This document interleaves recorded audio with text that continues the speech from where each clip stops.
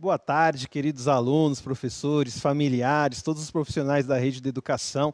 É uma alegria estar aqui com vocês, a nossa primeira aula comigo no ano de 2021, então já faço votos de que a gente tenha aí um ano muito melhor do que 2020 e que de fato a gente consiga conquistar aí na nossa vida pessoal, na nossa vida estudantil, na nossa vida profissional, né, algo que a gente ainda não conquistou no decorrer da nossa vida. Meu nome é Marconi Cabral, sou um dos professores aqui do Centro de Mídias e hoje a gente vai conversar sobre um tema, uma habilidade do quarto bimestre que a gente não desenvolveu, que é a questão da democracia. Será que a democracia é de fato o governo dos iguais? E para ajudar a gente nesse momento, eu fiz a questão, até porque a Mafê também não podia estar conosco, de trazer um amigo, um convidado muito especial, um professor de filosofia aí também da nossa rede, que é o nosso colega o Henrique. Boa tarde, Marconi. Boa tarde, pessoal. É uma grande alegria estar aqui com vocês. Eu sou professor de filosofia lá da Escola Estadual Lúcia de Castro e do Jardim da Luz, né? Ambas escolas na diretoria de ensino Taboão da Serra. E vamos falar hoje sobre democracia, né? Uma alegria estar aqui com vocês. Espero que seja uma aula bem produtiva. Fala pra gente o tema e habilidade, Henrique, por favor. Bora! Então, a nossa aula hoje, o tema é a importância da democracia para o reconhecimento dos fluxos migratórios e da diversidade cultural, né? Aí o conteúdo é de filosofia política, democracia e cidadania, origens, conceitos e dilemas. A gente vai falar um pouquinho da desigualdade social e ideológica. E a habilidade é identificar diferentes conceitos de democracia e sua relação com a igualdade efetiva entre os cidadãos. Aí é uma habilidade proposta lá no quarto bimestre do primeiro ano. Obrigado, hein, Henrique. Gente, só lembrando que nesse mês de janeiro nós estamos fazendo um trabalho de recuperação com aqueles alunos que não tiveram condições de acompanhar durante o nosso ano. Então, por isso que nós temos um tema, um conteúdo e uma habilidade, né? Nós temos um tema da área de ciências humanas, contemplando aí filosofia, sociologia, história e geografia, um conteúdo específico e também uma habilidade específica com relação à filosofia. Como vocês sabem, todo início de aula eu sempre trago alguma sugestão de atividade. Por quê? Às vezes o professor não tem ali, no momento, uma proposta para poder apresentar aos seus alunos, ou então tem várias e, de repente, a proposta que a gente traz aqui, ele percebe que é pertinente para o seu aluno, ou você, aluno, quer se aprofundar e não sabe que caminho seguir. Então, por conta disso, a gente sempre traz uma sugestão de atividade. E hoje eu trago duas para vocês. A primeira delas é uma pesquisa conceitual, né, sobre alguns termos importantes para a nossa aula de hoje, que é os termos democracia, equidade e cidadania. Essa é uma primeira pesquisa.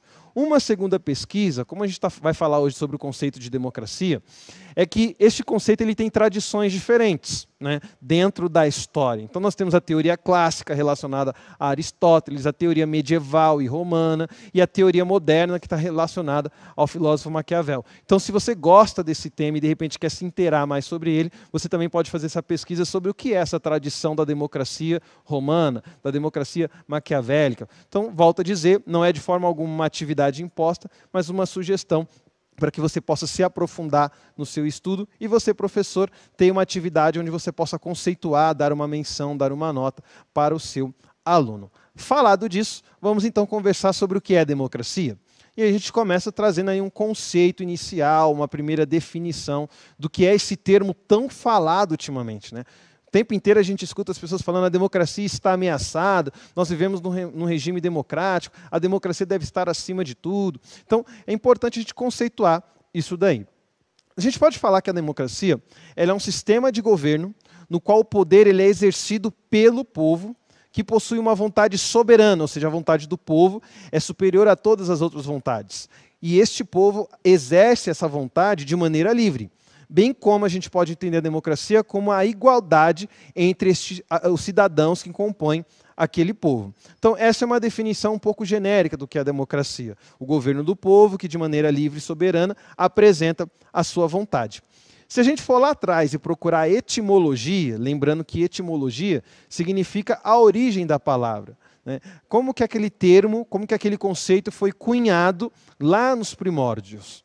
Se a gente buscar etimologicamente, o termo democracia, ele deriva de dois termos gregos, que é o termo demos e o termo kratos, que significam, respectivamente falando, sem nenhum aprofundamento, povo e poder ou governo, respectivamente.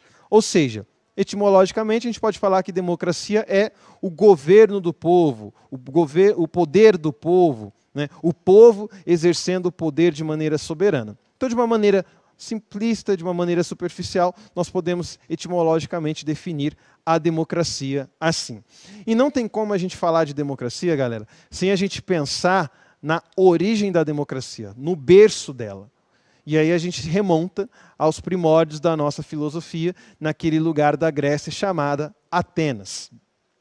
Essa democracia ateniense, ela não foi a primeira forma de governo. Quando a gente fala da democracia ateniense, dá a impressão que os atenienses sempre foram democratas. E não é isso que a história nos mostra, né? A democracia ela foi antecedida por outros regimes de governo, outras formas de exercício do poder, como a monarquia, né, o governo de um rei, e a aristocracia, quando você tem uma elite que toma as decisões da sociedade.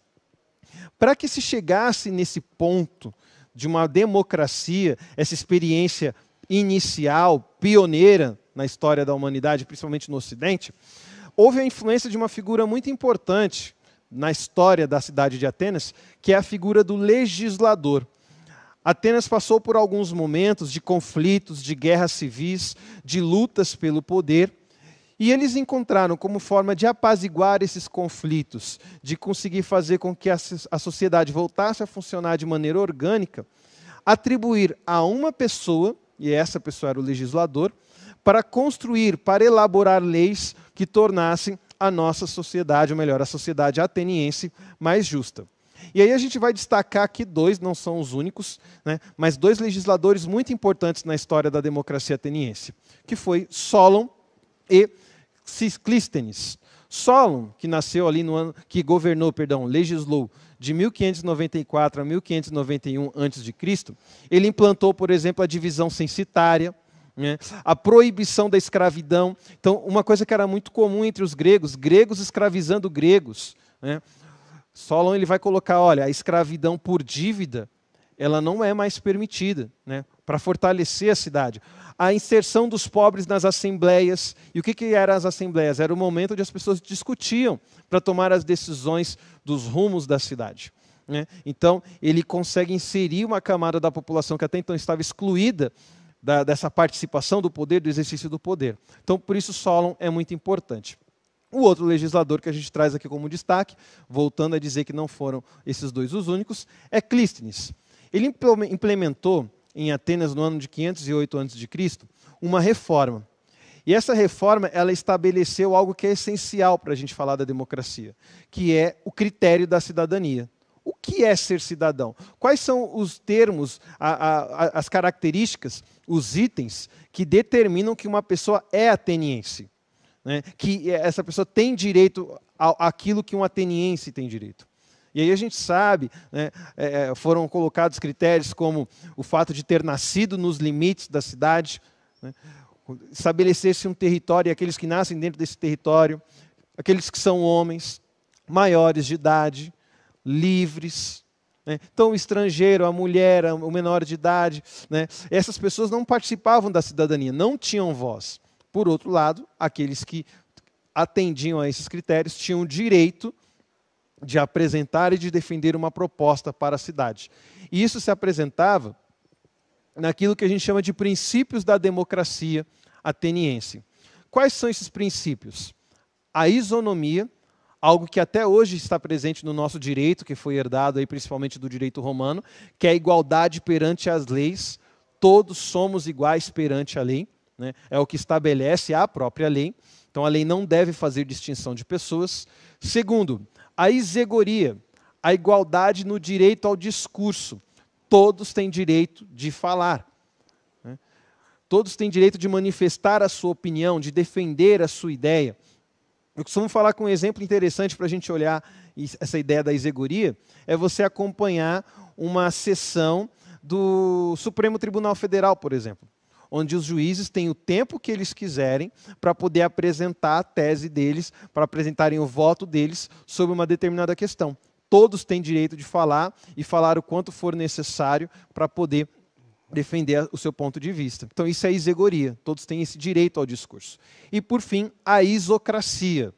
Todos têm direito igualitário a exercerem cargos públicos, a participar do poder, né? Então, aqueles que exerciam funções não era apenas uma elite. Se é um cidadão, esse cidadão tem direito de exercer cargos públicos. Quando a gente fala de democracia, a democracia ela brilha aos nossos olhos politicamente falando. Mas nem todos necessariamente enxergam a democracia como a melhor forma de governo. E aqui eu falo com muito cuidado, gente, né? Porque a gente sabe que a gente vive num momento de sensibilidade política. Não, entendam que é nosso papel como filósofo, como professor de filosofia, como estudantes e amantes do saber, entender que tudo tem vários pontos de vista e é preciso conhecer outros pontos. Então, a democracia é um regime constitucional no nosso mundo atual, mas há aqueles que entendem que a democracia também tem suas falhas, tem seus defeitos, tem seus problemas. E um dos primeiros a apresentar alguns problemas que a democracia possui foi Platão. E aí a gente pode se questionar por que Platão não considerava a democracia a melhor forma de governo. Eu separei um texto para vocês que ajuda a gente a entender esse ponto de vista. Esse texto diz o seguinte: em A República, Platão critica a democracia direta e não controlada do seu tempo, precisamente por causa de suas características principais. Em primeiro lugar, apesar da liberdade ser um valor verdadeiro para Platão, a democracia envolve o perigo de uma liberdade excessiva, de cada um fazer o que quiser. E isso pode levar a uma anarquia. Aqui o termo anarquia sendo utilizado como ausência de ordem, tá, gente? Em segundo lugar, a igualdade relacionada com a crença de que todos têm o mesmo direito e igual capacidade de governar, traz para a política todo tipo de indivíduo sedento de poder, motivados pelo ganho pessoal em vez do bem público. Então, Platão levanta a questão de que a democracia permite que pessoas que não foram preparadas para o poder consigam exercer o poder. A democracia, além disso, é altamente corruptível. O texto continua. Ela abre as portas para demagogos, potenciais ditadores e pode levar até à tirania. Assim, ainda que isso não possa ser aplicado às democracias liberais modernas, a acusação principal de Platão é que contra a democracia que ele conhece, por sua prática política da Grécia Antiga, é que ela é instável, levando da anarquia à tirania, e que ela carece de líderes com habilidades e moralidade adequadas. A democracia depende, nesse sentido, da sorte e deve ser combinada com liderança competente. Não é à toa que Platão, por conta disso, vai defender a figura do rei filósofo, que foi preparado para isso. E aqui, gente, eu quero só fazer uma observação, eu não vou continuar com o texto por conta do nosso tempo, que Platão ainda levanta uma outra questão a respeito de um problema da democracia. A democracia, ela legitima e valoriza a opinião.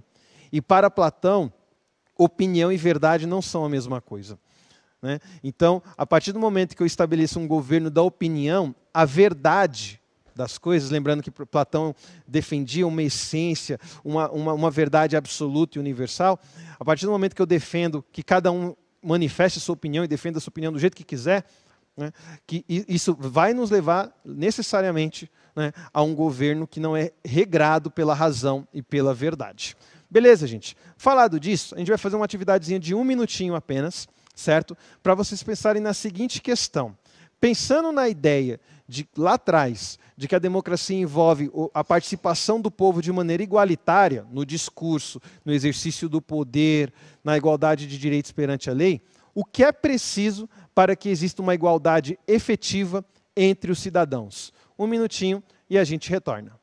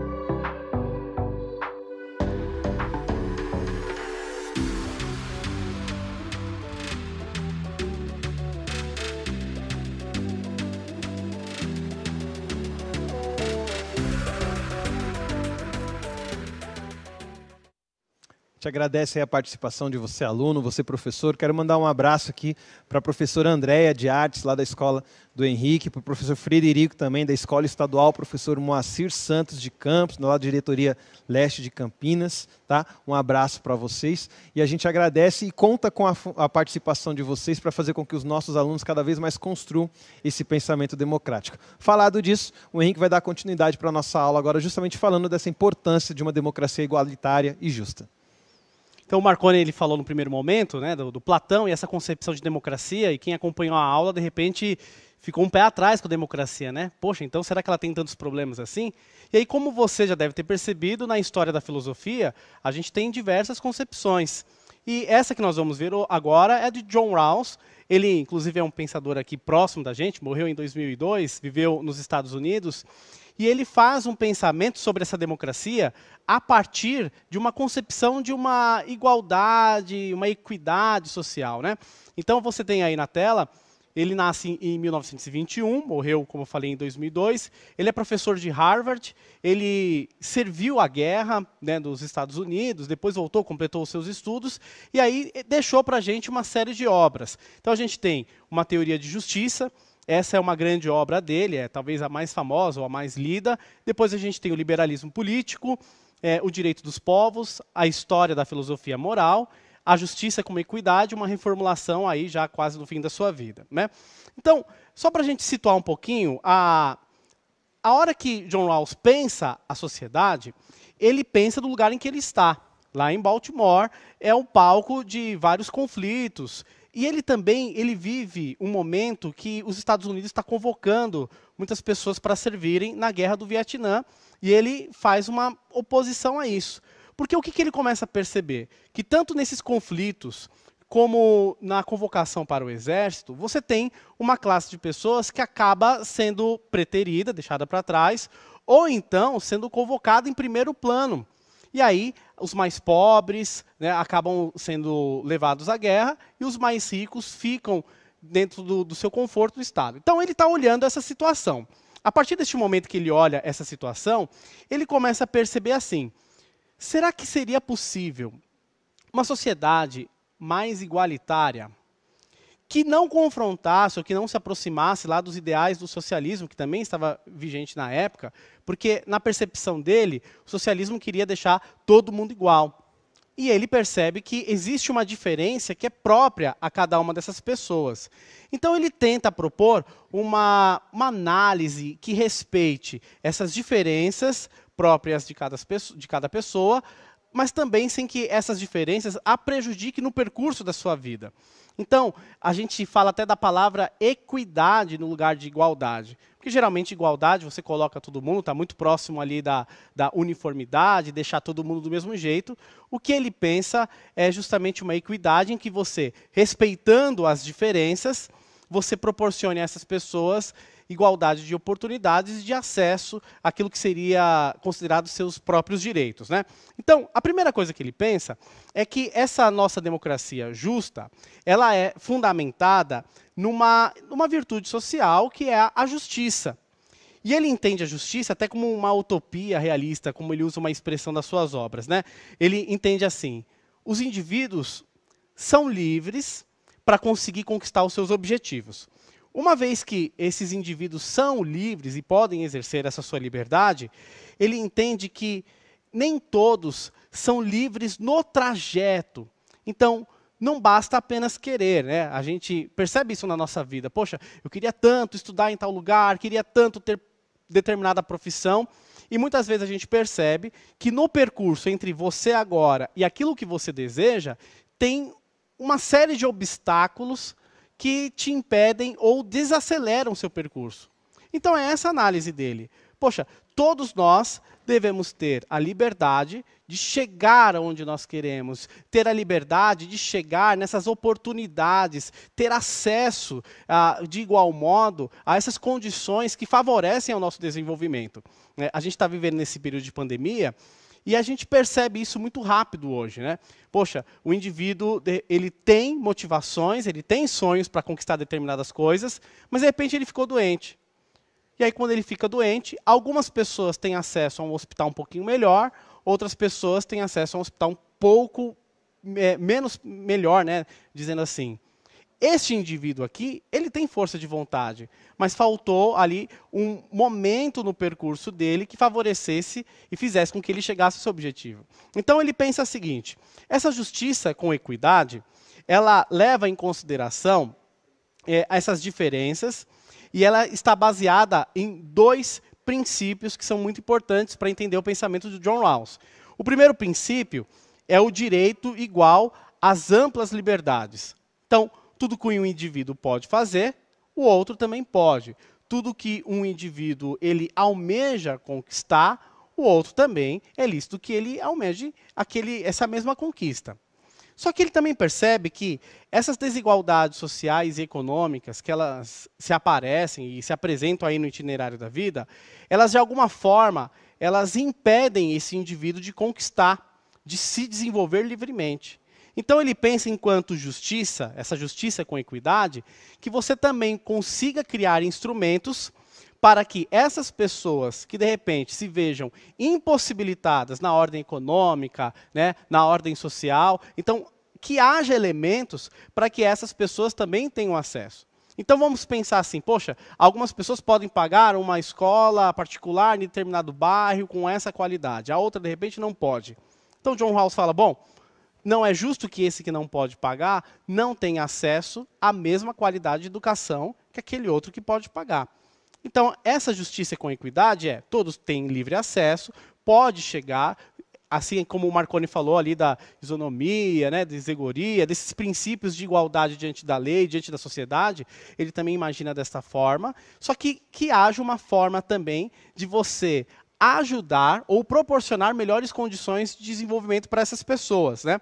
E aí, ele pensa o seguinte também, uma pergunta para a gente pensar um pouco aqui. Mas e quando essas desigualdades elas se apresentam? O que a gente deve fazer enquanto sociedade nesta democracia? E aí, ele dá até um exemplo de um cara forte da escola que, de repente, provoca bullying no outro. Então, ele é mais forte, a natureza lhe proporcionou uma característica, de repente, a voz mais forte, ele é mais ousado, ele acaba zoando com um colega ali, começa proporcionando violência. E aí você percebe que a estrutura da escola ela não pode ser conivente com a violência deste outro que é mais forte, então ela deveria proporcionar situações em que esse mais fraco tivesse sua voz e sua integridade respeitada. Partindo deste exemplo, a gente consegue analisar, então, toda a sociedade. Poxa, uma vez que as diferenças elas são dadas, né, de alguma forma, né, algumas pessoas são mais criativas do que as outras, algumas pessoas nascem com privilégios políticos, econômicos ou sociais, então isso está dado. O que deve ser feito, então? Criar instituições, ou o Estado, enquanto instituição social, ele proporcione elementos para que a equidade seja estabelecida. Então, é isso um pouco que a gente vê ali no meio do PowerPoint, quer dizer, a equidade ela vai proporcionar o igual acesso aos direitos e a oportunidades, considerando essas diversidades. E aqui existe um conceito bem legal dele, que ele fala sobre o véu, já perdi aqui, o véu que, de repente, o véu da ignorância, que na hora da gente pensar essas instituições, imagina que eu, você, né, o Marconi, todos nós não soubéssemos qual a posição nós iríamos assumir na sociedade. Então imagina que a gente tem que reorganizar a sociedade. Ok. E aí a gente não sabe o que vai acontecer no dia seguinte, qual vai ser o meu papel, qual vai ser a minha função, como que eu vou estar. Então o que vai acontecer? Na hora da gente pensar essa sociedade, a gente vai organizá-la de maneira que ela seja organizada de maneira justa, que proporcione a todos igualdade no acesso, de modo que eu, quando de repente assumo um papel social, eu não seja nem prejudicado e nem também colocado acima dos demais. Então é como se eu tivesse as escuras. Vamos pensar aqui a reorganização social, de modo que essa organização favoreça a todos, independente do lugar que eu vou ocupar depois. Porque a gente sabe que às vezes pode acontecer isso, né? A gente vai organizar ali o Estado, vai organizar alguma coisa. Eu vejo isso com as crianças lá de casa, né? Estão jogando o joguinho, daqui a pouco a criança mais velha inventa uma regrinha, porque ela quer ser beneficiada lá na frente com uma jogada. Agora, uma vez que ela não saiba, a gente usar essa metáfora do jogo, né? Quais são as cartas que ela tem, a regra que ela vai definir é a regra que seja justa para todas as outras pessoas. Na hora que você pega a carta, você tem as mesmas regras para todo mundo. Então, este véu da ignorância que ele proporciona como elemento de reflexão, seria este elemento para a gente pensar a sociedade de modo que ela seja igualitária para todas as pessoas, independente da função. E aí a gente começa a perceber, até fazendo um ponto, de repente, crítico de análise, né? Se a gente pudesse mudar a sociedade, independente do papel que nós vamos desenvolver, a gente, de fato, teria uma sociedade mais justa. O que, às vezes, a gente percebe é que alguns modificam as regras da sociedade para benefício próprio, porque sabe que lá na frente ela vai ser beneficiada por aquela regra, né? E aí a gente começa a perceber que a construção dessa sociedade ela vai estar baseada nesses dois princípios, né, da igualdade e da liberdade, e aí que vai ser possível pela convivência e pela relação entre os indivíduos. Não sei se faltou mais alguma coisa, Marcos. Perfeito, Henrique. Tranquilo? Tranquilo. E aí a gente pode ir para um outro salto, que é como que a gente pode qualificar as democracias. Então a gente tem uma forma da gente analisar os tipos de democracias que nós temos na história, ou pelo menos conceitualmente. A primeira é a democracia participativa, que é essa democracia direta, essa que nos remete lá à Grécia, a Atenas, em que o cidadão ele representava a sua própria voz, ele conseguia participar dos pormenores das discussões e das decisões do Estado, da cidade-estado. Então a gente está falando lá da Grécia Antiga, é uma participação direta do cidadão. Quando a gente olha para o Brasil, não é essa democracia que nós vemos, tá, gente? A democracia que nós temos é essa democracia liberal representativa. Quer dizer, a gente escolhe pessoas que vão representar a nossa voz, que vão assumir a nossa voz, quer seja num projeto de lei, quer seja na organização dos recursos financeiros, de modo que essa sociedade seja administrada pelos representantes. Então, diferente da democracia participativa ou democracia direta, a democracia representativa ela está baseada, né, pelo menos da forma como a gente entende hoje, nos direitos do indivíduo, como é um indivíduo atuante na sociedade, que pode manifestar sua opinião, que pode conquistar os seus bens, pode construir a sua propriedade, e a partir disso, enquanto esse indivíduo ele constrói a sua história pessoal, ele escolhe outros indivíduos que estarão lá no Congresso, numa Assembleia Legislativa, pensando a sociedade como um todo. Então essa é a democracia liberal. Há um outro modo de pensar a democracia, que é o socialismo democrático ou a social-democracia. O que seria esse socialismo democrático? Ele imagina, ele dá abertura para o capitalismo, para o desenvolvimento econômico. Então, ele entende que há ali a presença das empresas, né, há a presença do desenvolvimento econômico individual. Só que o socialismo democrático, ele entende o Estado com uma função social. A função social do Estado é proporcionar igualdade econômica ou igualdade ali das condições sociais. Então, quando a gente vê iniciativas, por exemplo, de um programa de transferência de renda, em que o Estado, ele de repente, ele oferece ou cobra tributação de uma classe mais rica para poder oferecer serviço aos mais pobres, é um pouco na linha desse socialismo democrático. Então, é um Estado que deixa os indivíduos se desenvolverem. No entanto, esse desenvolvimento individual, ele não pode prejudicar o desenvolvimento de outros indivíduos mais fracos. Então a gente tem esse socialismo democrático, ou a social-democracia, que entende o Estado com uma presença um pouco mais forte. Só para a gente comparar, na democracia liberal, o Estado ele volta um pouco, ele diminui um pouco a sua interferência, ele deixa um pouco mais as liberdades individuais e está baseado muito mais na meritocracia. No socialismo democrático, a meritocracia ela não sai de cena, mas ela tem uma outra concepção, e aí você percebe a função do Estado um pouquinho mais forte. E aí, Marconi, se permitir, acho que tem um outro conceito também interessante para a gente refletir, que está super atual nos debates sobre a política, que é também a democracia iliberal, que já é o contrário da democracia liberal, né? A democracia iliberal, o que seria? Os indivíduos eles escolhem, participam democraticamente na escolha dos seus governantes, dos seus legisladores, só que, como consequência, esse governante acaba tirando as liberdades individuais.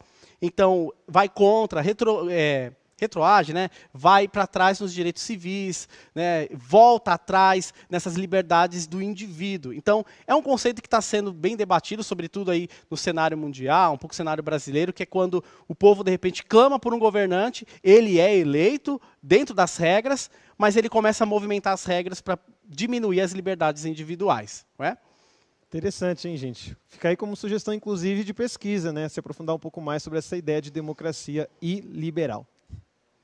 Perfeito? E aí, para esse nosso momento de interação, um minutinho aí, a gente pode pensar como nós podemos contribuir para que todos exerçam plenamente a democracia e a cidadania. Quer dizer, você aí na sua casa, que está assistindo essa aula, seu pai, sua mãe, que de repente não tem interesse em uma carreira política no sentido tradicional da palavra, de ir lá se eleger, disputar para vereador, deputado, enfim. Então, você não é essa pessoa. Então, como que nós, os indivíduos comuns, digamos assim, nós podemos contribuir para que todos possam exercer essa democracia e o exercício da cidadania? Então, um minutinho para você interagir aí com a gente.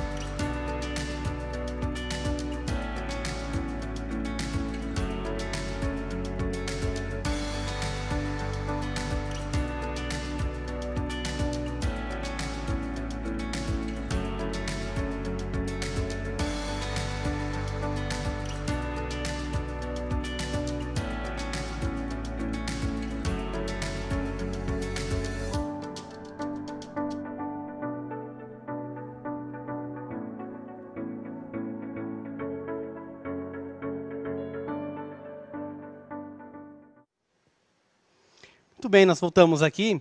E aí a gente pensa, como que nós podemos participar dessa democracia de uma forma cidadã, né? A gente vai ter aí um texto no PowerPoint, que aí a gente reflete que esse ideal democrático, ele supõe o envolvimento dos cidadãos em diferentes atividades da vida política, né? Tais atividades, reunidas sob a expressão participação política, vão desde as mais simples, como as conversas com amigos e familiares sobre os acontecimentos políticos locais, isso que a gente faz no dia a dia, né? Então, aconteceu um evento, a gente comenta sobre ele, a eleição dos Estados Unidos a gente comenta, a vacinação a gente comenta, até as mais complexas, né? Como manifestações contra as autoridades políticas, associações a grupos e movimentos para reivindicar os direitos, envolvimento, né, nas atividades da política eleitoral, o exercício do voto e da candidatura pública, a cobrança das autoridades para a mudança das regras constitucionais, que a gente percebe que busca favorecer grupos de interesses dos mais diversos e mais uma pleiade de atividades que circundam o universo da vida política, ligada à ideia da soberania popular. A participação política é instrumento de legitimação e fortalecimento das instituições democráticas e de ampliação dos direitos da cidadania, né? Há até quem diga assim, que a participação na nossa democracia, mesmo que essa indireta pelo voto, ela acontece muito antes da gente votar. Quando a gente escuta as propostas que são realizadas, quando a gente acompanha o que é dito, quando a gente, até mesmo em rede social, a gente entra em conflito com aquela pessoa diferente, a gente defende o nosso ponto de vista, ali já é uma participação democrática. Às vezes a gente pensa essa participação democrática política só na hora de fabricar leis, por exemplo, ou de repente fazer um protesto ou uma reivindicação social. Mas já na esfera aqui individual, domiciliar, tomando um café, batendo um papo, né, comendo uma pizza, você fala, poxa, e aí? O que você acha disso? O que você concorda sobre aquilo? Né? O que você pensa a respeito de tal situação? Acontece um fato numa mídia, num programa de televisão, ou mesmo na rede social, e você começa a problematizar e a perceber os efeitos disso na vida prática, já é a participação política e democrática. Você está manifestando a sua opinião, talvez lá na frente te ajude a discernir em quem você vai votar ou em quem você não votar, como é algumas vezes o critério do voto. Né? Bem verdade, Henrique. Inclusive o professor Fernando aqui, ele trouxe algo muito parecido. Ele disse assim, dialogando entre os nossos pares na sociedade, tanto na escola, em família e amigos, por exemplo, quanto no ambiente de trabalho e de maneira mais ampla as demandas que necessitamos no cotidiano. E, claro, cobrando do poder público aquilo que é acordado enquanto dever do Estado. Então, o Fernando ele trouxe uma reflexão muito próxima disso que você trazia para a gente. Galera, nós estamos nos aproximando do fim da nossa aula. Quero reforçar com vocês, além daquela dica de pesquisa de conceitos, democracia, outros conceitos também, das tradições, né, da democracia moderna, a democracia medieval, a democracia aristotélica, vocês podem pesquisar também sobre os pilares da democracia, da professora Marilena Chauí, onde ela coloca ali quais são os princípios para que um governo seja reconhecido como democrático. Falado disso, nós vamos para aquele nosso momento de revisão, rapidinho, só para a gente retomar aquilo que nós conversamos na nossa aula de hoje. Então vejam bem, nós estamos dentro da área das ciências humanas, trabalhando o tema, a importância da democracia para o reconhecimento dos fluxos migratórios e da diversidade cultural. O objeto de conhecimento, ou seja, o conteúdo de filosofia, é filosofia política, democracia e cidadania, origens, conceitos e dilemas, e também o conteúdo desigualdade social e ideológica. Qual foi a habilidade que a gente procurou desenvolver nessa aula? Identificar diferentes conceitos da democracia e sua relação com as igualdades efetivas entre os cidadãos. Conteúdos que a gente trabalhou no decorrer da nossa explanação. O conceito de democracia, como que foi a democracia ateniense, a visão da democracia de acordo com o pensamento de John Rawls, os tipos de democracia que o Henrique trouxe aí para a gente, e por fim nós refletimos nesse último momento aqui no nosso espaço de interação, como que nós podemos exercer a democracia na prática. Eu quero encerrar minha participação aqui antes de passar a palavra para o Henrique, deixando duas frases, gente, de reflexão, para a gente pensar no nosso exercício cidadão como de democracia. A gente muitas vezes se esquece que a democracia é algo que se faz do povo. Não é apenas o governo do povo, para o povo, mas é um governo em que o povo precisa atuar para que de fato ela aconteça. E aí, nesse sentido, tem duas frases que ajudam a gente a perceber a importância dessa nossa participação. Vejam bem, a liberdade é sempre a liberdade dos que pensam de modo diferente. Então, se eu defendo o meu ponto de vista como o único verdadeiro, isso já não é democracia no sentido político. Essa frase da Rosa de Luxemburgo. Uma outra frase de um pensador aí muito importante, italiano, Norberto Bobbio, ele vai dizer o seguinte: nenhuma decisão tomada pela maioria deve limitar os direitos da minoria. De um modo especial, o direito de tornar-se maioria em paridade de condições. Com esses dois pensamentos eu me despeço de vocês, desejando mais uma vez um excelente 2021. Agradeço ao Henrique aí a sua participação, levo o carinho do CMSP lá para o Colégio Jardim da Luz e para o Lúcia de Castro também. Eu que agradeço a participação, aí a oportunidade de estar com vocês, com o pessoal da equipe, também o pessoal lá da escola que eu sei que estão acompanhando, né, das duas escolas, e queria fechar assim com uma frase, pensando que a democracia, eu acho que é este elemento da reconciliação dos diferentes, né?